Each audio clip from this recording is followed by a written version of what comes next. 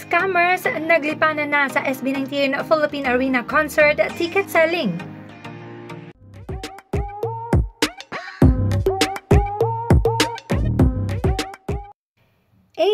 Be aware and beware. Para sa mga hindi pa nakabili ng tickets and are still on queue, please wait patiently. Huwag dumiretso sa mga pasabay. Here are some online accounts that are confirmed scammers. Kita naman that they are not followed by anyone in the fandom.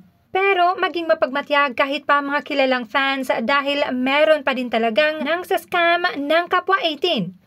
Kung magpapabili man kayo sa mga taong hindi nyo kilala personally, do your research at magtanong-tanong sa mga kilalang fans. And also, please don't buy from scalpers and resellers, let them rot. Kung maubos man ang tickets ngayon, let's request for a day 2.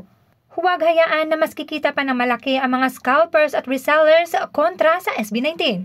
Para naman sa mga nakabili na, please don't post your ticket confirmations online. Kung magpo-post man kayo, lagyan nyo ng napakalaking watermark para hindi magamit ng mga scammers. Beware and be alert 18!